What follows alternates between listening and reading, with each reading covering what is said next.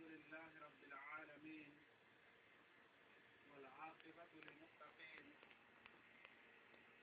والصلاة والسلام على رسوله الكريم أما بعد قال تعالى أحسب الناس أن يتركوا أن يقولوا آمنا وهم لا يفتنون উপস্থিত দিনী বন্ধুগণ, আল্লাহ রাব্বুল আলামিনের যাবতীয় প্রশংসা এবং প্রিয় নবী মুহাম্মদ মুস্তাফা সাল্লাল্লাহু আলাইহি ওয়াসাল্লামের প্রতি অনেক অনেক দরুদ ও সালাম বর্ষিত হোক। আল্লাহুম্মা সাল্লি আলাইহি আল্লাহুম্মা বারিক আলাইহি। আজকে আমরা একটি বিশেষ বিষয়ে আলোচনা করতে যাচ্ছি। বিষয়টির সম্পর্ক ফিতনার সাথে আছে। এটা সত্য যে বর্তমান যুগে ইসলামের প্রচার ও প্রসার যত দ্রুত ও ব্যাপক হচ্ছে, সেটা অতীতে এরকম দ্রুত ও ব্যাপক হতো না।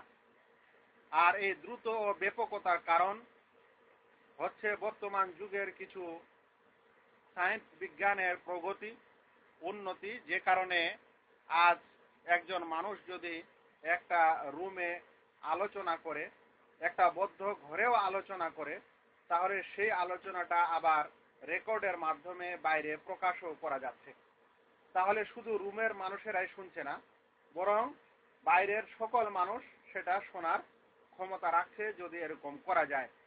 আজ একজন শেখ, একজন আলেম, সে তার দার্স ও ক্লাসে যেটা বাচ্চাদেরকে পড়াচ্ছে, যদি সে চায় যে তার এই দার্সটা, তার এই ক্লাসটা সে নিজের এই মাদ্রাসার বাইরে দেশের ও গ্রামের যে কোনো জায়গায় প্রচার করবে বা সেখানেও এটা দেখাবে, তাহলে দেখাতে সহজ হয়েছে।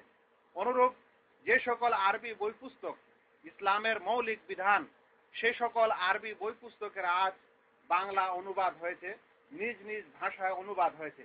অনুবাদ হওয়ার কারণে আজ একজন সাধারণ শিক্ষিত মানুষও সেই অনুবাদটা পড়ে দিনের এই বিধান সহজেই বুঝতে পারছে ও শিখতে পারছে, যেটা প্রমাণ করে যে ইসলামের প্রচার ও প্রসার বিগত দিনের চাইতে খুব ভালো ও ব্যাপক হচ্ছে। এর ফলে এমন কিছু ইসলামিক দ্বীনী বন্ধু আছেন, ভাই আছেন, যারা এই সকল অনুবাদ বা অনুদিত বই পুস্তক পড়ার পর যখন কোরআনের কোনো একটি আয়াতের ফজিলত ও মর্যাদা বুঝতে পারছেন, কিংবা কোনো একটি হাদিসের ফজিলত ও মর্যাদা বুঝতে পারছেন, তখন সেই হাদিসটির প্রতি আমল করার চেষ্টা করছেন। এ সম্পর্কে সে নিজেই উদ্বুদ্ধ হচ্ছে, হওয়ার পর সেটা আমল করার চেষ্টা করছে। যখন সেই হাদিস বা সেই বিধানটি আমল করার চেষ্টা করছে, তখন দেশে কিছু গোড়া মাযহাবী লোক, কিংবা যারা অজ্ঞান, যাদের জেহালত বা অজ্ঞতা হচ্ছে আসল কারণ, ইসলামের জ্ঞান রাখে না, এরকম লোকেরা সেই আমলটিকে নতুন আমল হিসাবে দেখতে পাচ্ছে, যে আমাদের সমাজে বা মসজিদে এই লোকটা যে আমলটি করলো, যে কাজটি করলো, সেটা নতুন। সেটা হয় সে জানে যে এটা আমল ঠিক আছে, তবে আমাদের মাযহাবে নাই, এরকম মনে করে, কিংবা আসলে তার জ্ঞান নেই, সে ভাবে যে এই লোকটি একটা নতুন আমল করলো। যখন এরকম কোনো নতুন আমল করছে, আসলে সেটা শরীয়তের একটি সুন্নত বা সুন্নতি বিধান, ইসলামের একটি বিধান, এরকম বিধানটি সে যে কোনো কারণে জানতে পেরেছে, যে কোনো মাধ্যমে জানতে পেরেছে, জানার পর যখন সে আমল শুরু করছে, তখন সমাজের কিছু মানুষ তাকে সেই আমলটিকে করার কারণে বলছে এ ফিতনা করছে। কি করছে? ফিতনা করছে। এটা বিশেষ করে আমাদের ওই সকল ভাই যারা এই দেশ থেকে নিজ দেশে যান, যাওয়ার পর কোনো মসজিদে এরকম কোনো সুন্নতের আমল করেন, তখন সেই দেশের আলেমেই হোক, মানে সেই মসজিদের আলেমেই হোক, ইমামই হোক, মুয়াজ্জিনই হোক বা সাধারণ মুসাল্লি হোক, তাকে বলছে এ ফিতনা করছে। ফিতনার এই শব্দটিরও একটা বড় ইতিহাস আছে ভাই। আসলে বাংলা ভাষায় এই ফিতনা শব্দটা অত ব্যবহার হয় না। বাংলা ভাষায় ফিতনা শব্দটি অত ব্যবহার হয় না। গোলমাল করছে, ঝগড়া করছে, বিবাদ করছে, বিভ্রান্ত করছে, এরকম ব্যবহার হয়। কিন্তু দ্বীনী বিষয়ের এই আমলটির ক্ষেত্রে ফিতনা শব্দটি ব্যবহার করা হচ্ছে কেন? এর পিছনে একটা রহস্য আছে।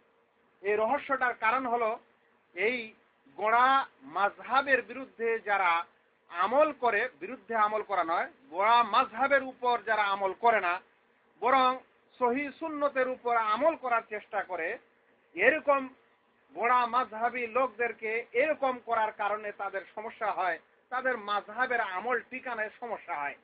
যেই কারণে তারা নিজের মাযহাবকে টিকার কারণে বলেন বা নিজের এই গোড়া মতটির উপর প্রতিষ্ঠিত থাকার কারণে বলেন, তারা অন্যান্য জিনিসগুলোকে ফিতনা মনে করে। তাই এই শব্দটি সর্বপ্রথম দেওবন্দের মাদ্রাসা থেকে এবং সেখান থেকে এর উৎপন্ন হয়েছে। বিশেষ করে দ্বীনি মাসলাগুলি যখন হানাফি মাযহাবের বিরুদ্ধে কেউ আমল করে, তখন এরকম এটাকে ফিতনা বলে আখ্যা দেওয়া, এটা দেওবন্দ থেকে বের হয়েছে। তারা আজ থেকে প্রায় 10 বছর আগে ফিতনায়ে আহলে হাদিস নামে লিফলেট এবং বই লিখে গোটা ভারতবর্ষে প্রচার করেছে।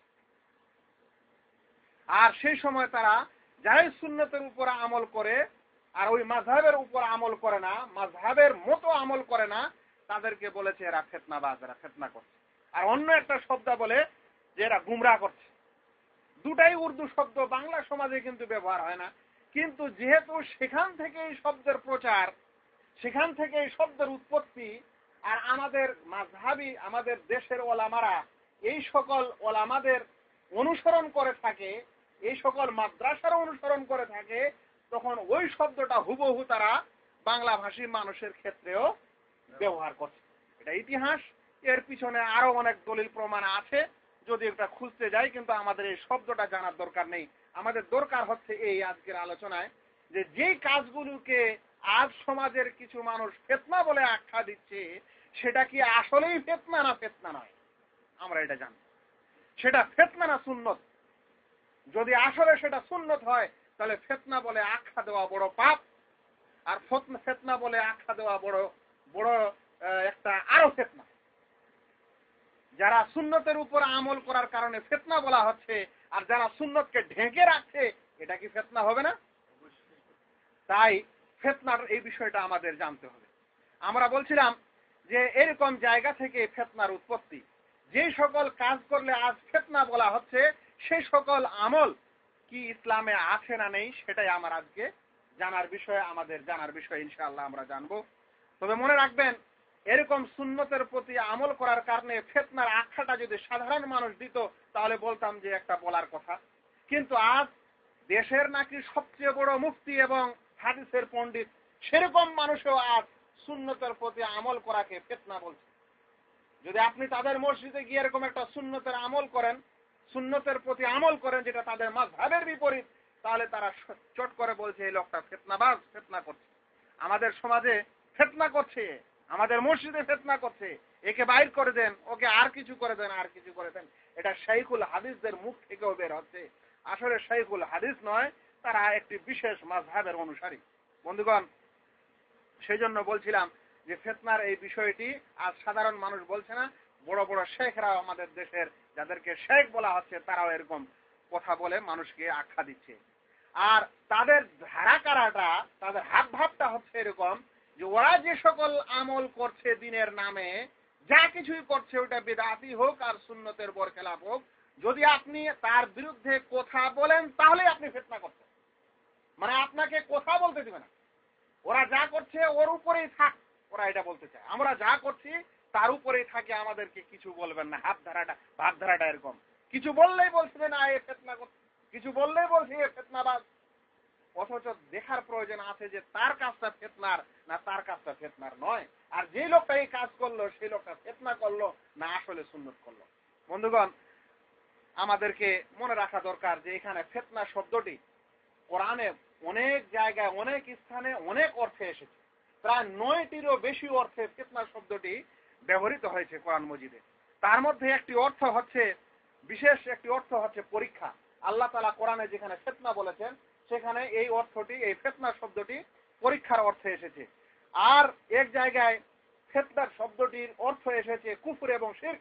আল্লাহ তাআলা কোরআনে বলছেন, ওয়াকাতিলুহুম হাত্তা লা তাকুনা ফিতনা, তাদের সঙ্গে লড়াই করো যতক্ষণ পর্যন্ত ফিতনা না হয়, মানে যতক্ষণ পর্যন্ত শিরক ও কুফরি পৃথিবী থেকে মুছে না যায়। তাহলে ফিতনার অর্থ এই শিরক ও কুফরি, ফিতনার অর্থ পরীক্ষা। আল্লাহ তাআলা বলছেন, আহাসিবান নাসু আন ইউতরাকু আন ইয়াকুলু আমান্না ওয়া হুম লা ইফতানুন, লোকেরা কি মনে করে যে তাদের ছেড়ে দেওয়া হবে এই কথার কারণে যে তারা শুধু বলেছে ঈমান এনেছি, অথচ তাদের ওয়া হুম লা ইফতানুন, অথচ তাদের পরীক্ষা করা হলো না?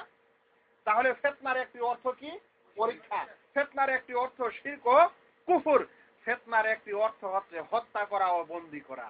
আল্লাহ তাআলা বলছেন, ইন খিফতুম আন ইয়াফতিনাকুমুল্লাযীনা কাফারু, যদি তোমরা ভয় করো যে কাফেররা তোমাদেরকে হত্যা করবে, তোমাদেরকে ফিতনা করবে, মানে তোমাদেরকে হত্যা করবে, তাহলে ফিতনার একটি অর্থ হত্যাও। এরকম প্রায় 9টি অর্থ এসেছে। বিষয়টি খুব মজার, কিন্তু আমি খুবই সংক্ষিপ্ত আলোচনা আমাদের, সেই কারণে এই বিশ্লেষণগুলো পুরা দিলাম না। এখান থেকে আমি ফিতনা শব্দটি রীতি টানবো। তবে তারা এই সকল অর্থে ফিতনাকে ব্যবহার করে না, ব্যবহার করে উর্দু অর্থে ফিতনার যে মানেটা। কারণ যে একটু আগে আপনাদের বললাম যে ইতিহাস এই শব্দটা বের হয়েছে ওই জায়গা থেকে যেই জায়গার লোকেরা উর্দু ভাষী। তাহলে বাংলা সমাজে যখন ওরা এই কথাটা বলছে, তো এটা তাদের সেই শেখুল হাদিসদের, উর্দু ভাষী শেখদের মুখ দিয়ে যেটা বের হয়েছে সেটা তারা বাংলায় বলে। এর অর্থ তারা করতে চায় যে এই লোকটা গন্ডগোল করছে, বিভ্রান্ত করছে, মানুষের সঙ্গে বিবাদ করছে। ফিতনা করছে মানে এ মানুষকে বিভ্রান্ত করেছে, এ মানুষকে গুমরাহ করছে, এই কথা তারা বলতে চায়। এই অর্থে তারা ফিতনাটা ব্যবহার করে। এখন আমাদের জানা দরকার যে যেই সকল কাজকে আমাদের দেশের এরকম কিছু মানুষ ফিতনা বলে আখ্যা দিচ্ছে, সেই সকল কাজ আসলে সুন্নত। সেই সকল কাজ কি আসলে সুন্নত। কিন্তু আমাদের এটাও জানা দরকার যে সুন্নত আবার কাকে বলে। সুন্নত শব্দটির অর্থ কি? সুন্নত শব্দটির দুটি অর্থ আমি আপনাদের বলি। একটি হচ্ছে আবিধানিক অর্থ, আর একটি হচ্ছে পারিভাষিক অর্থ। পারিভাষিক অর্থটাই হচ্ছে সুন্নতের আসল অর্থ, যেটা আমাদের বুঝতে হবে। আবিধানিক অর্থে মিসবাহুল মনির একটি বিশেষ আরবি অভিধান, সেখানে বলা হচ্ছে মানা সুন্নাহ ফি আসলিল লুগাহ আত-তারিকা হাসানাতান কানা আম সাইয়্যা। সুন্নতের আবিধানিক অর্থ হচ্ছে কোন নিয়ম পদ্ধতি, সেই পদ্ধতিটা ভালোই হোক কিংবা মন্দ হোক। যে কোনো একটা পদ্ধতিকে শরীয়তের পরিভাষায় নয়, আবিধানিক অর্থগত দিক দিয়ে, সাহিত্যের দিক দিয়ে কি বলা হয়? সুন্নতকে। সুন্নতের অর্থ হচ্ছে যে কোনো একটা পদ্ধতি ভালোই হোক বা মন্দই হোক। কিন্তু এই অর্থটা আমরা এখানে জানবো না। আমরা যেটা জানার বিষয় সেটা হচ্ছে শরীয়তের দৃষ্টিতে, ইসলামের দৃষ্টিতে সুন্নত কাকে বলে। বন্ধুগণ, সুন্নত প্রায় 3টি অর্থে ব্যবহৃত হয়। যখন সুন্নত শব্দটি ব্যবহৃত হয় শরীয়তের দৃষ্টিতে, তখন তার কয়টি মানে বুঝায়? তখন 3টি মানে বুঝায়। 1 নম্বর, যদি কোরআনের মোকাবিলায় এই শব্দটি ব্যবহার হয়, যখন কোরআনের মোকাবিলায় এই শব্দটি ব্যবহার হয়, তখন সেই শব্দটির অর্থ হচ্ছে আল্লাহ রসুল সাল্লাল্লাহু আলাইহি সাল্লামের কথা, তার কাজ এবং তার সম্মতি। তখন তাকে কোরআনের মোকাবিলা, মানে কোরআন এবং সুন্নতে এসেছে, মানে সুন্নতে এসেছে মানে আল্লাহ রসুল সাল্লাল্লাহু আলাইহি সাল্লামের কথায়, না হলে কাজে, না হলে তার সম্মতিতে এই জিনিসটি এসেছে। এটা 1 নম্বর। সুন্নতের আর একটি অর্থ হচ্ছে মা ইউসাবু আলা ফি'লিহি ওয়া লা ইউআকাবু আলা তারকিহি। যেটা করলে নেকি হয়, ছেড়ে দিলে গুনাহ হয় না, ওকে কি বলে? সুন্নত বলে। এটা দ্বিতীয় অর্থ।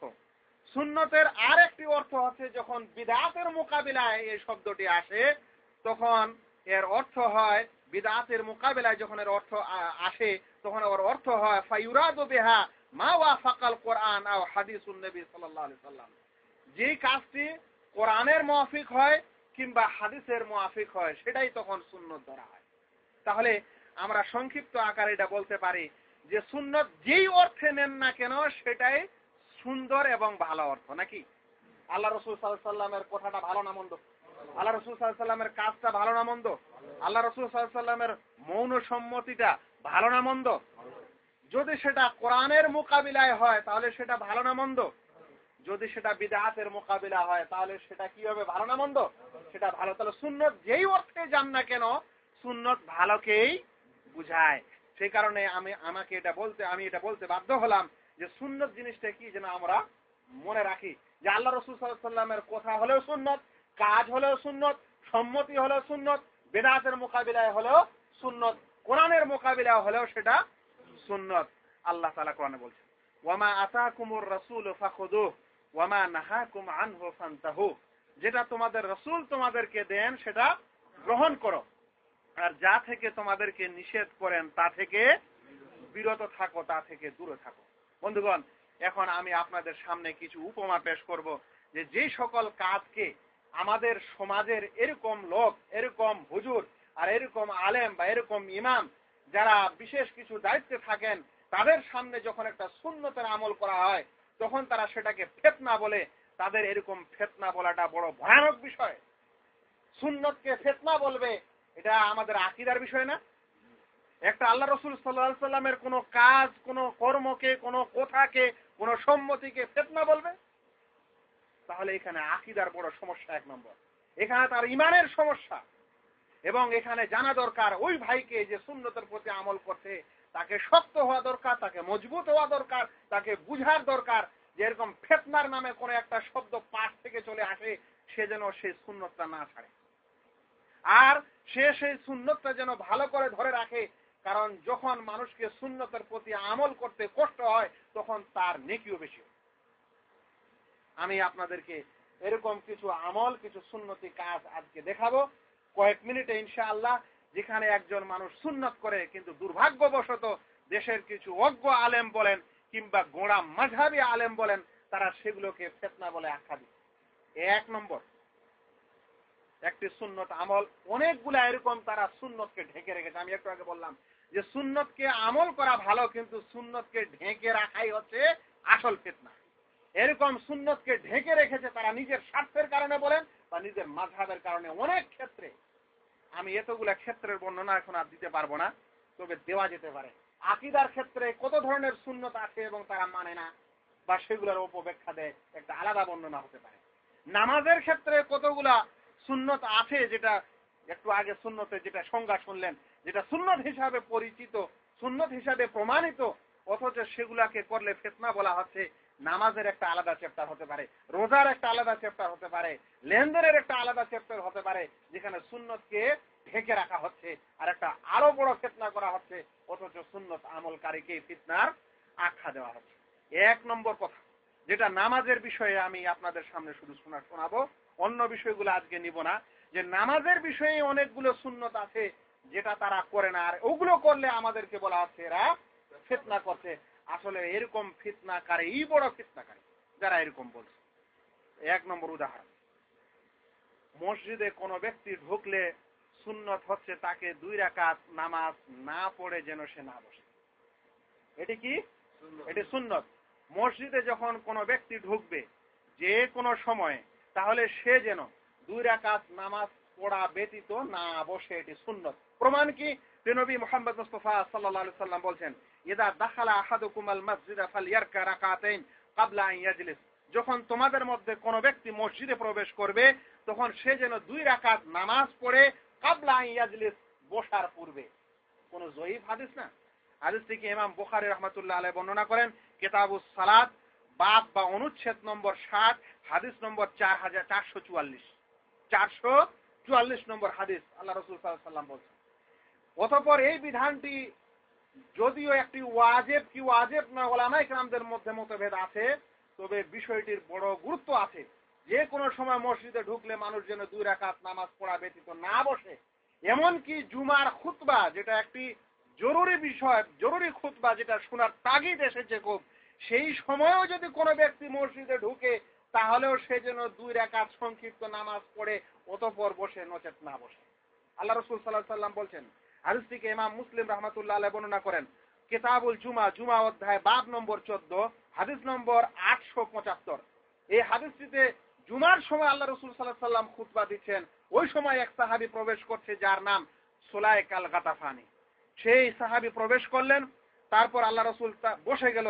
তখন আল্লাহ রাসূল তাকে বললেন, কুম ফারকা রাকাতাইন, সুলাইক উঠো, অতঃপর 2 রাকাত তুমি নামাজ আদায় করো, ওয়া তাজাওয়াজ ফীহিমা, এবং সেই 2 রাকাতকে সংক্ষিপ্ত করো।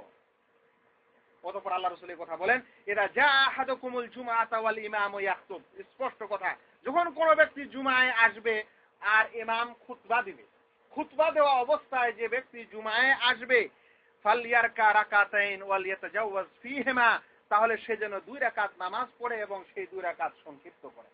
তাহলে যে কোনো মানুষ যখন জুমার সময় মসজিদে ঢুকবে, যদিও খুতবা চলে, তবুও তাকে কি করতে হবে? 2 রাকাত নামাজ পড়তে হবে, পড়ার পরে বসতে হবে, ওই 2 রাকাত সংক্ষিপ্ত পড়তে হবে। অন্য সময় মসজিদে ঢুকলে 2 রাকাত নামাজ পড়া ছাড়া বসা যাবে না। তাহলে যে ব্যক্তি এই সুন্নতটি পালন করে, এটা সুন্নত করে না বিদআত করে? এটা আল্লাহ রাসূল সাল্লাল্লাহু আলাইহি সাল্লামের কথা দ্বারা প্রমাণিত না প্রমাণিত নয়? যদি প্রমাণিত হয় তাহলে যে ব্যক্তি এই সুন্নতের কাজ করছে ওকে কত বড় ফিতনার আখ্যা দেওয়া হয় দেশে একটু দেখে নেবেন। আপনারা দেখবেন মসজিদে লাল বাতি আর গ্রিন বাতির ব্যবস্থা করে রেখেছে, রেড সিগন্যাল আর ব্লু সিগন্যালের ব্যাপার করে দিয়েছে। তারা দুনিয়ার মানে দিনের ক্ষেত্রে একটা মসজিদে ট্রাফিক রুল নিয়ে এসেছে, ট্রাফিক রুল মসজিদে ঢুকিয়েছে, ঢুকার পর গ্রিন সিগন্যাল আর রেড সিগন্যাল ব্যবস্থা করেছে। একজন মানুষ সুন্নতের প্রতি আমল করবে কিন্তু তার জন্য লাল বাতি জ্বালিয়ে দেওয়া হয়েছে, আপনি আমল করতে পারবেন না। যদি করেন তো বলা হবে আপনি ফিতনা করছেন। আর ওই আমলটা করতে লাগলে দেখবেন মসজিদের চারিদিক থেকে খালি মানুষের চোখগুলো লাল কেমন করে হয়, মনে হচ্ছে যে এই লোকটা কত বড় যে শিরক কাজ করছে, মনে হচ্ছে যে কত বড় অপরাধ করছে। অথচ বুখারী এবং মুসলিমের হাদিস দ্বারা প্রমাণিত যে সেই লোকটি একটা সুন্নতের কাজ করছে, নবী মুহাম্মদ মুস্তাফা সাল্লাল্লাহু আলাইহি সাল্লামের আদেশ পালন করছে। তাহলে যারা এরকম সুন্নতকে চেপে রাখে, এরকম সুন্নতকে পালন করতে দেয় না, তারাই হচ্ছে আসলে বড় ফিতনাবাজ। আর যে এই সুন্নত পালন করছে সে একজন সুন্নতি মানুষ। এটি এক নম্বর উদাহরণ আমি আপনাদের সামনে পেশ করলাম। দ্বিতীয় নম্বর উদাহরণ শুনেন। দ্বিতীয় নম্বর উদাহরণটি হচ্ছে ইকামত বেজোড় দেওয়া। আজান হবে জোড়া জোড়া শব্দে আর ইকামত হবে বেজোড় শব্দে। এটা ইসলামের আদেশ, এটা প্রিয় নবী মুহাম্মদ মুস্তাফা সাল্লাল্লাহু আলাইহি সাল্লামের আদেশ। তিনি বেলাল রাদিয়াল্লাহু তাআলা আনহুকে, যিনি মসজিদে নববীর ইমাম ছিলেন, সেই বেলাল রাদিয়াল্লাহু তাআলা আনহুকে শিক্ষা দিচ্ছেন। শুনেন, আল্লাহ রাসূল সাল্লাল্লাহু আলাইহি সাল্লামের এই হাদিসে আনাস রাদিয়াল্লাহু তাআলা আনহু বর্ণনা করেন। তিনি বলছেন, উমিরা বেলালুন আন ইয়াশফাল আযান ওয়া আন ইউতিরাল ইকামা। বেলালকে আদেশ করা হলো সে যেন আযান জোড়া জোড়া দেয়, ওয়া আন ইউতিরাল ইকামা, এবং ইকামতকে বেজোড় দেয়, বিতির দেয়, বেজোড় দেয় ইকামতকে, ইল্লাল ইকামা, ইকামত শব্দ ব্যতীত। ইকামত শব্দ ব্যতীত মানে কাদ কামাতিস সালাহ শব্দটি ব্যতীত। কাদ কামাতিস সালাহ শব্দটি জোড়াই দিবে, বাকি আযানের শব্দগুলিকে কি দিবে? বেজোড় দিবে। হাদিসটিকে ইমাম বুখারী কিতাবুল আযান বাব নম্বর বা অনুচ্ছেদ নম্বর 2 হাদিস নম্বর 605 বর্ণনা করেছে। এই হাদিস থেকে বোঝা যায় যে ইকামতটা কি হবে? বেজোড় হবে, আর আযানটা জোড় হবে। আপনি একটু বেজোড় ইকামত দেশে দিয়েই দেখেন আপনার অবস্থা কি হয়। যখনই আপনি ইকামত দিবেন, একাধিক ভাই দেশ থেকে ফিরে এসে বলেছে আমার কাছে যে ভাই আমি এরকম এক মসজিদে আমার ওস্তাদ ইমাম, আমি ওখানে আযান ইকামত দিলাম বেজোড়, দেওয়ার সাথে সাথে হুজুর আর নামাজ পড়ালেন না। বলে আমার শিক্ষক নামাজ পড়ালেন না, আমার উপর রেগে ফায়া যে তুমি এটা কি শিক্ষা নিয়ে এসেছো, তুমি এটা কি নিয়ম নিয়ে এসেছো। অথচ সে কি এই বুখারী শরীফের হাদিসটা জানে না?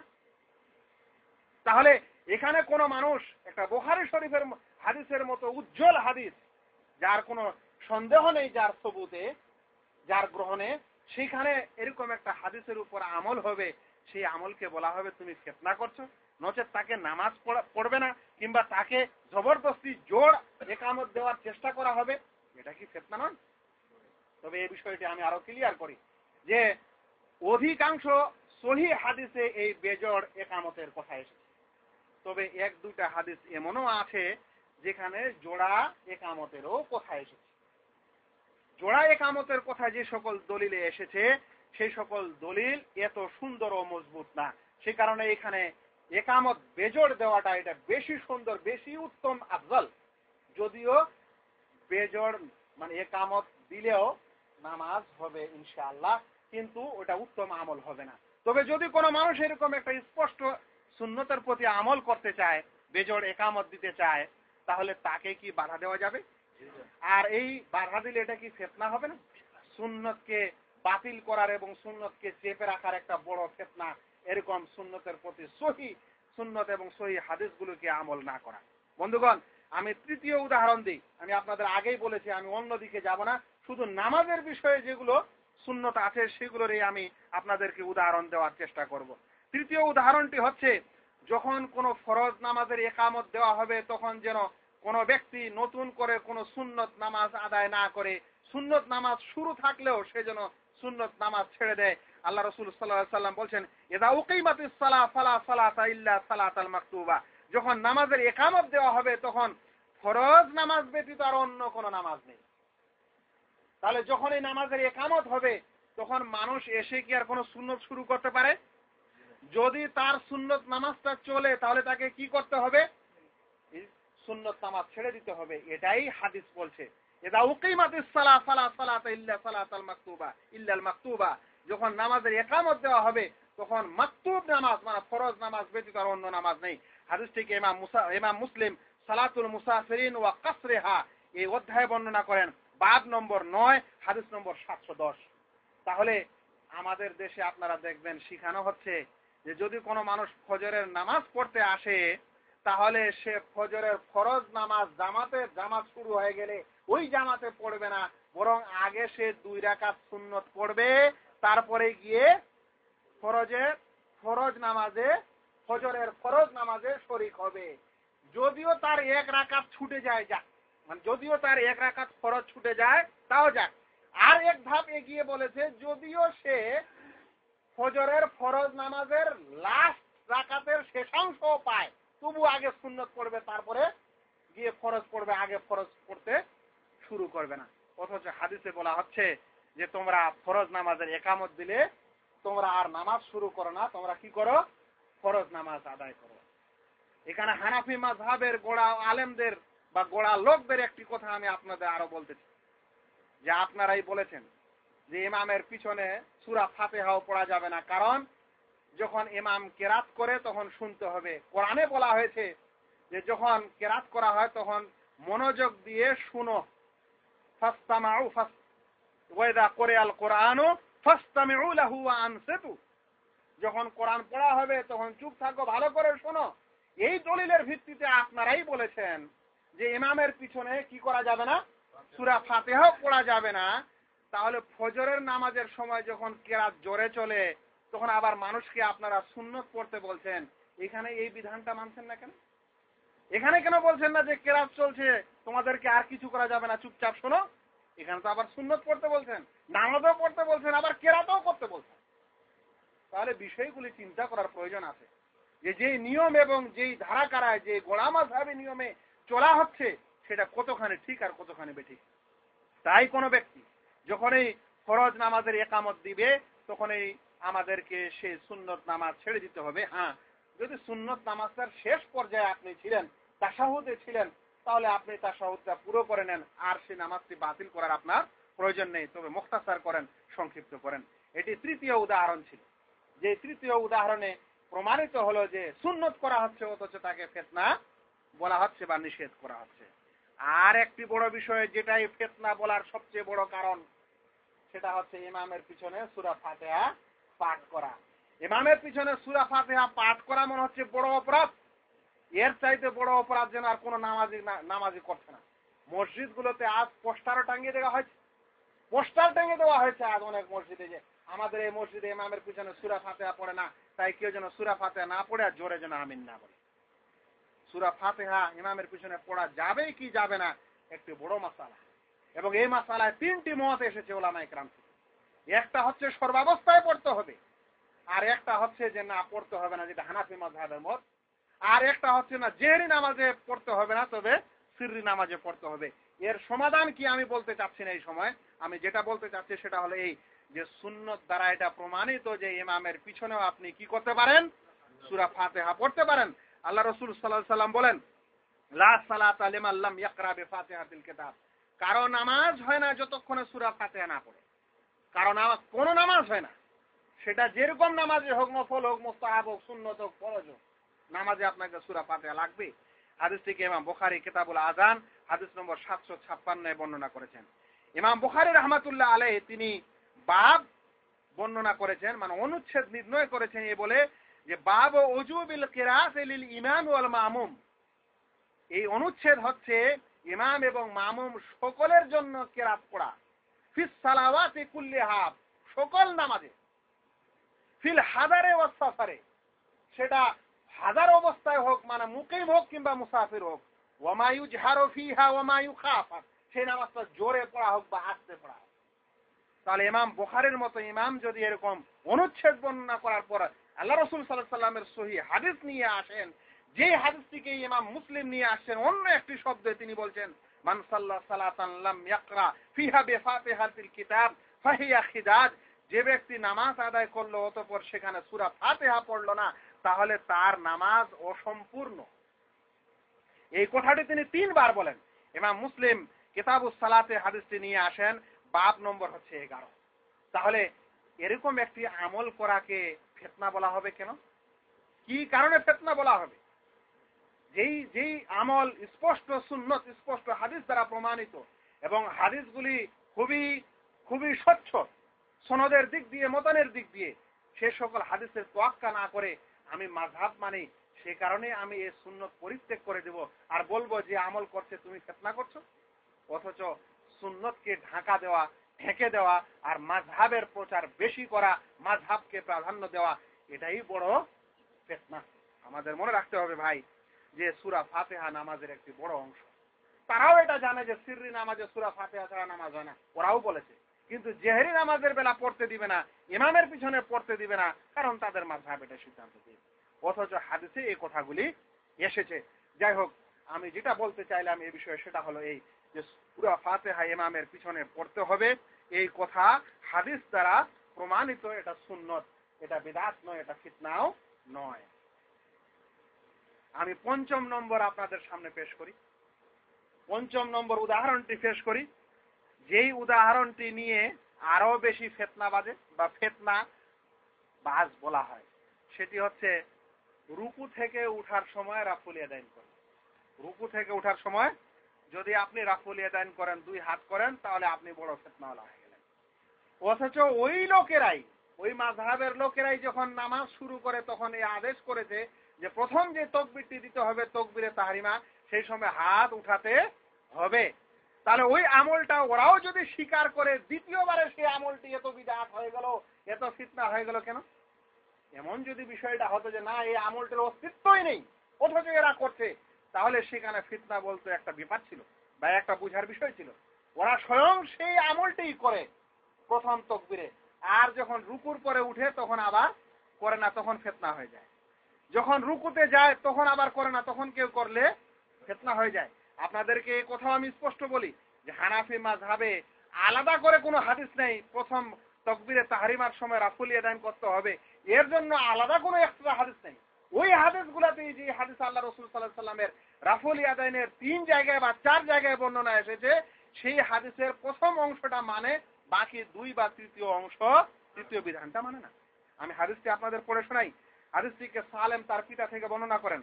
তিনি বলেন, রাআইতু রাসূলুল্লাহ সাল্লাল্লাহু আলাইহি ওয়াসাল্লাম, আমি আল্লাহ রাসূল সাল্লাল্লাহু আলাইহি ওয়াসাল্লামকে দেখেছি, ইযা ইফতাতাহা সালাতা, তিনি যখন নামাজ শুরু করতেন, রাফা ইয়াদাইহি, তখন তিনি তার 2 হাতকে উঠাতেন, উত্তোলন করতেন, হাত্তা ইউহাদিয়া মানকিবাইহি, বরাবর হয়ে যেত তার 2 বাহুর, এই 2টি বাহুর বরাবর তার এই হাত দুটি উঠতো।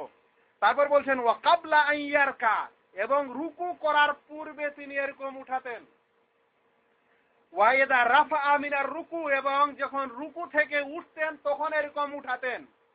ওয়ালা ইয়ারফাউহুমা বাইনাস সাজদাতাইন, কিন্তু 2 সাজদার মাঝে এরকম উঠাতেন না। হাদিসটি বর্ণনা করেছেন ইমাম মুসলিম, অধ্যায় সালাত, বাব নম্বর, অনুচ্ছেদ নম্বর 9, হাদিস নম্বর 390। তাহলে বলেন তো, আল্লাহ রাসূল সাল্লাল্লাহু আলাইহি সাল্লামের এই আমলটি প্রমাণিত ও স্বীকৃত না স্বীকৃত নয়? যদি প্রমাণিত ও স্বীকৃত হয়, তাহলে সেই আমলটি করলে ফিতনা কেন হয়? কেন বলা হয় এই লোকটা ফিতনা করছে? এই কারণেই বলা হয় যে তাদের মাযহাবে প্রথম রাফুল ইয়াদাইনটা স্বীকার করেছে, বাকিগুলো স্বীকার করেনি। হাদিসকে ধামাচাপা দেওয়া হবে, সুন্নতকে ধামাচাপা দেওয়া হবে, মাযহাবকে প্রকাশ করা হবে, মাযহাবকে মানা হবে, আর সেটা মানলেই গর্ব করা হবে, আর সুন্নত মানলে গর্ব করতে দেওয়া হবে না, বরং ফিতনা বলা হবে। এরকম করাটাই আসলে বড় ফিতনা। বন্ধুগণ, হানাফি মাযহাবের ওলামায়ে কেরামগণ বলেন বা তার পূর্বের লোকেরা বলেন, তারা বলেছে যে না, এই 2 প্রকারের রাফুল ইয়াদাইন মানসুখ হয়ে গেছে, রহিত হয়ে গেছে। তাকবীরে তাহরিমার সময়টা স্বীকৃত আছে, বহাল আছে, আর রুকুতে যাবার সময়টা, আর রুকু থেকে উঠার সময়টা, আর তৃতীয় রাকাতে বা তৃতীয় রাকাত থেকে উঠার সময় রাফুল ইয়াদাইন করা, এই 3 জায়গায় রাফুল ইয়াদাইন রহিত হয়ে গেছে, মানসুখ হয়ে গেছে। বলবে মানসুখ কে করলো? রহিত বিধানটা কে করলো? রহিত করার জন্য তো একটা স্পষ্ট দলিলের প্রয়োজন আছে না নেই? যে আল্লাহ রসুল সাল্লাল্লাহু আলাইহি সাল্লাম বলবেন যে এরকম আমি তোমাদেরকে করেছিলাম, করতে বলেছিলাম, এখন আর তোমরা করো না? এটা বলার প্রয়োজন আছে তো? যেমন আল্লাহ রসুল সাল্লাল্লাহু আলাইহি সাল্লাম বললেন, কুনতু নাহাইতুকুম আন জিয়ারাতিল কবুরি ফাজুরুহা, তোমাদেরকে আমি কবরের জিয়ারত থেকে নিষেধ করেছিলাম, এখন তোমরা জিয়ারত করো। তাহলে আগে নিষেধ ছিল, নিষেধ রহিত জিনিসটা হয়ে গেল, আবার সেটা বহাল করা হলো যখন তিনি বললেন যে এখন তোমরা জিয়ারত করো। তাহলে আল্লাহ রসুল সাল্লাল্লাহু আলাইহি সাল্লাম এই আমলটা করলেন, তখন আপনারাও মানছেন। রহিত কোন বিধানের দ্বারাই হলো? এই বিধানটা কি রহিত হয়েছে? আমাদেরকে জানতে হবে প্রিয় নবী সাল্লাল্লাহু আলাইহি সাল্লামের মৃত্যুর পরেও অধিকাংশ সাহাবায়ে কেরাম একাধিক বর্ণনায় তাদের থেকে এটা প্রমাণিত যে তারা রাফল ইয়াদাইন করতেন। বিষয়টা মুসলিম শরীফে দেখা যেতে পারে। ইমাম মুসলিম রাহমাতুল্লাহ আলাইহি যখন এই হাদিসটা নিয়ে এসেছেন তখন কিছু সাহাবীর উদ্ধৃতিও দিয়েছেন, তার বর্ণনাও দিয়েছেন। তার মধ্যে বর্ণনা এসেছে আবু হুরায়রা রাদিয়াল্লাহু তাআলা আনহু, সবচেয়ে বেশি সুন্নত এবং হাদিসের পণ্ডিত, হাদিসের মুখস্থকারী সাহাবী। তিনি নামাজ পড়ালেন একদা সাহাবেদের মাঝে। তারপরে তখন তিনি বললেন, ইন্নী লা আশবাহুকুম সালাতান বিরাসূলিল্লাহ সাল্লাল্লাহু আলাইহি সাল্লাম, আমি তোমাদের মাঝে সবচেয়ে বেশি রাসূল সাল্লাল্লাহু আলাইহি সাল্লামের নামাজের মতো নামাজ পড়ালাম। তোমাদের মধ্যে যে বেশি আল্লাহ রাসূল সাল্লাল্লাহু আলাইহি সাল্লামের নামাজের মতো নামাজ পড়তে পারে, ওই লোকদের মধ্যে আমি সবচেয়ে বেশি ওইরকম সুন্নতি নামাজ পড়ালাম। আর ওই নামাজে তিনি রাফল ইয়াদাইন করলেন। এটা কি? ইমাম মুসলিমের ওই রাফল ইয়াদাইনের চ্যাপ্টারে এই হাদিসটি দেখতে পারেন। অনুরূপ আরেকজন সাহাবী ইমরান বিন হুসাইন এবং মুতাররিফ মনে হয় তাবী, যাই হোক, ইমরান বিন হুসাইন রাদিয়াল্লাহু তাআলা আনহু তিনি আলী রাদিয়াল্লাহু তাআলা আনহুর পিছনে নামাজ পড়লেন। এটা আল্লাহ রাসূল সাল্লাল্লাহু আলাইহি সাল্লামের ইন্তেকালের পর, মৃত্যুর পর যদি বিষয়টা রহিত হতো, মানসুখ হতো, তাহলে সাহাবায়ে কেরামরা কি করতেন? আলী রাদিয়াল্লাহু তাআলার মতো সাহাবী, যিনি তার জামাই, তার জীবনের ওই ইসলাম আনার পর থেকে নিয়ে মৃত্যু পর্যন্ত, দফন কবর পর্যন্ত তিনি যার সাথে ছিলেন। আবু হুরায়রা রাদিয়াল্লাহু তাআলা আনহুর মতো সাহাবী, যিনি আল্লাহ রাসূল সাল্লাল্লাহু আলাইহি সাল্লামের মসজিদ ছাড়া অন্য জায়গায় যেতেন না, বাজার ঘাট পর্যন্ত যাওয়ার তিনি চেষ্টা করতেন না, শুধু হাদিস শোনার জন্য, সেই সাহাবী বলছেন, আমি তোমাদের মধ্যে সবচেয়ে বেশি সুন্নতি নামাজ পড়ালাম। আর সেই নামাজে তিনি রাফল ইয়াদাইন করলেন আল্লাহ রাসূল সাল্লাল্লাহু আলাইহি সাল্লামের মৃত্যুর পর। অনুরূপ আলী রাদিয়াল্লাহু তাআলা আনহু, চার খলিফার মধ্যে একজন, আল্লাহ রাসূল সাল্লাল্লাহু আলাইহি সাল্লামের জামাই, তিনিও একদা নামাজ আদায় করলেন, যার পিছনে এই মুতাররিফ এবং ইমরান ইবনে হুসাইন রাদিয়াল্লাহু তাআলা আনহু নামাজ পড়লেন। অতঃপর যখন নামাজ শেষ হলো তখন ইমরান বিন হুসাইন বলছেন যে যাক্কারানি হাদা সালাতা মুহাম্মাদিন সাল্লাল্লাহু আলাইহি সাল্লাম, এই লোকের নামাজটি আমাকে রাসূল সাল্লাল্লাহু আলাইহি সাল্লামের নামাজ স্মরণ করিয়ে দিল। আল্লাহ রাসূল সাল্লাল্লাহু আলাইহি সাল্লামের যুগে যেভাবে নামাজ পড়তাম সেইভাবে আলী রাদিয়াল্লাহু তাআলা আনহু কি করলো? নামাজ আদায় করলো। আমাকে রাসূল সাল্লাল্লাহু আলাইহি সাল্লামের নামাজ স্মরণ হয়ে গেল। তিনি এইভাবে নামাজ পড়াতেন, এইভাবে তিনি রাফল ইয়াদাইন করতেন। ওই নামাজে তিনি রাফল ইয়াদাইন করলেন আলী রাদিয়াল্লাহু তাআলা আনহু। দেখুন হাদিসটি ইমাম মুসলিম বর্ণনা করেছেন কিতাবুস সালাত, রাকমুল হাদিস, হাদিস নম্বর হচ্ছে 393। তাহলে বলেন, এরকম একটা স্পষ্ট আমল যেটাকে রহিত বলা হচ্ছে, অথচ সাহাবায়ে কেরামের একটা বড় জামাত তারপরে করছেন, আর সেই আমলটা যদি আমরা করি, আপনারা করি কোনো মসজিদে, তাহলে ফিতনা বলা হবে। এরকম যারা বলছে তারাই আসলে বড় ফিতনাবাজ। এটা মনে রাখবেন, চিন্তা করার প্রয়োজন আছে। আমি আলোচনায় প্রায় শেষ দিকে, অনেকগুলা উদাহরণ আছে, ডজন ডজন উদাহরণ শুধু নামাজের অধ্যায় দেওয়া যেতে পারে, যেখানে সুন্নত এক ধরনের আর মাযহাবের আমল আর এক ধরনের। যদি আপনি আজ এই মাযহাবে আমল না করেন তাহলে বলা হচ্ছে আপনি ফিতনাবাজ, অথচ আপনি সুন্নতের উপর আমল করছেন। সেই কারণে যেই ভাইয়েরা আমল করছেন তাদেরকে স্পষ্ট হওয়া দরকার, ক্লিয়ার হওয়া দরকার তাদের কাছে যে তার এই আমলটি সুন্নত না সুন্নত নয়। যতক্ষণে সে ক্লিয়ার না হবে ততক্ষণ পর্যন্ত সে মোহব্বতের সাথে আর পুরো বিশেষ এক মনোবলের সাথে সে আমলটি করতে পারবে না। এই কারণে আমি উদাহরণগুলো শুধু নামাজের চ্যাপ্টারে নিয়ে আসলাম। লাস্ট একটি উদাহরণ, যদি সেটা করেন তাহলে এক সময় মসজিদ ধুয়ে নিত, আর বর্তমানে ধুয়ে তো নেয় না, কিন্তু পরে আর আপনাকে মসজিদে ঢুকতে দিবে না। আর যদি করেন তাহলে আপনাকে শর্ত দিবে যে এরপরে নামাজ তো পড়তে পারেন, কিন্তু এটা জোরে বলা যাবে না। ওটা হচ্ছে আমিন। ওটা কি? আমিন। আমিন একটি দোয়া সূচক শব্দ। সৌদি আরবের সকল মসজিদে আপনারা শুনছেন, আর হারামাইন শরীফাইনেও শুনছেন। খোদা না খাস্তা যদি হারামাইন শরীফাইন কোনোদিন আমাদের এই সকল দেশের মাযহাবী মৌলবীদের কাছে চলে যায়, তাহলে যে সকল মানুষেরা আমিন বলবে ওই ইমামের পিছনে জোরে, এরা তাহলে নামাজ ছেড়ে সবকে তাড়িয়েই দিবে মনে হয়। আর যে সকল মানুষেরা জোরে বলছে, না হলে ওদের উপর নিষেধাজ্ঞা করে দিবে যে এটা আমাদের হারাম মসজিদ, এখানে জোরে আমিন বলা যায় না, এই ফতুয়া লাগাই দিবে। যদি এরকম অবস্থা থাকে এরা করবে, কিন্তু আল্লাহ তাআলা হেফাজত করেছেন, হারামাইনের অবস্থা এখনো এরকম আসেনি। জোরে আমিন সুন্দর করে বলেন, ইমামও বলবে, মুক্তাদিও বলবে। আর কেন বলবো না, যে আমলটি আল্লাহ রাসূল সাল্লাল্লাহু আলাইহি সাল্লামের এই আমলটি আবু হুরায়রা রাদিয়াল্লাহু তাআলা আনহু বর্ণনা করেন। তিনি বলছেন, ইদা আম্মানাল ইমামু ফাআমিনু, যখন ইমাম আমিন বলবে তখন তোমরাও আমিন বলো। ফাইন্নাহু মান ওয়াফাকা তামিনুহু তামিনাল মালায়েকা, কারণ যার আমিন ফেরেশতাদের আমিনের সাথে মিলে যাবে, খাপ খেয়ে যাবে, গুফিরা লাহু মা তাকাদ্দামা মিন যামবি, তাহলে তার পূর্বের সকল গুনাহ ক্ষমা করা হবে। চিন্তা করছেন, রোজা রাখলে সকল গুনাহ ক্ষমা হয়, যে সেগা যে শব্দটা এসেছে, আমিনের মুয়াফাকাত যদি হয়ে যায় ফেরেশতাদের আমিনের সাথে, তাহলে সেই একই ফজিলতের কথা এসেছে, গুফিরা লাহু মা তাকাদ্দামা মিন যামবি। কত বড় নেকির কাজ এবং কত বড় সুন্নত। সেই হাদিসটিতেই ইবনু শিহাব একজন বর্ণনাকারী রাবী, তিনি বলছেন, ওয়া কানা রাসূলুল্লাহ সাল্লাল্লাহু আলাইহি সাল্লাম ইয়াকুলু আমিন, এবং নবী সাল্লাল্লাহু আলাইহি সাল্লাম বলতেন আমিন। তাহলে নবী সাল্লাল্লাহু আলাইহি সাল্লাম যদি আস্তে আমিন বলতেন, তাহলে এই রাবী যিনি বর্ণনা করছেন, যিনি পিছনে ছিলেন, তারা কি বুঝতে পারতেন যে নবী সাল্লাল্লাহু আলাইহি সাল্লাম আমিন বললেন? তাহলে আল্লাহ রাসূল জোরে আমিন বলতেন বলেই না তিনি বুঝতে পারলেন যে নবী সাল্লাল্লাহু আলাইহি সাল্লাম বলতেন আমিন। এই হাদিসটিকে বুখারী শরীফে এসেছে। আর এই সকল শাইখুল হাদিস এই বুখারী শরীফ পড়ে, না পড়লে বুখারী শরীফের শাইখুল হাদিস হতে পারে না, এই টাইটেলের অধিকারী হতে পারে না। এগুলোকে ধামাচাপা দেওয়ার কারণ কি? হাদিসটিকে কিতাবুল আযান বাব নম্বর 111 হাদিস নম্বর 708 বর্ণনা করা আছে। আপনাকে আরো বলি, এরকম দেশের বড় মুফতি এবং শাইখুল হাদিসের মুখে আমি নিজে শুনেছি ইউটিউবে, যে আজকাল কিছু মানুষ হয়েছে নিজেকে নাম দিয়েছে আহলে হাদিস, এরা হচ্ছে নিজেকে বলছে সালাফি, বলছে এরা আসলে খালাফি, কটূক্তি করে কথা বলে। আর এরা মসজিদে জোরে আমিন বলে, মসজিদ যেমন ফাইটতে যাবে, মসজিদ বলে ফেটে যাবে, এরকম জোরে আমিন বলে। শাইখুল হাদিস সাহেবের কাছে প্রশ্ন, এরকম শাইখুল হাদিসদের কাছে প্রশ্ন, যে আপনারা এই বুখারী শরীফে যখন এই চ্যাপ্টারটি এসেছে, এই অধ্যায়টি এসেছে, তখনই সেখানে একটি কথা বলা হচ্ছে হাদিসটা নকল করার পর, ওয়াফি নাফসিল বাবে ক্বালা আতা, এই অধ্যায় এই অনুচ্ছেদে আতা বলেছেন আমিন দুআউন, আমিন হচ্ছে একটি দোয়া। আম্মানা ইবনু জুবাইর ওয়ামান ওয়ারাহু হাত্তা ইন্না লিল মসজিদি লালাজ্জা, ইবনু জুবাইর আমিন বলেন এবং ওর পিছনে যারা ছিল তারাও আমিন বলেন, হাত্তা ইন্না লিল মসজিদি লালাজ্জা, অতঃপর মসজিদে একটা গঞ্জ, একটা গম্ভীর আওয়াজ হয়ে গেল। মসজিদে একটা আমিন জোরে বলার কারণে একটা কি হয়ে গেল?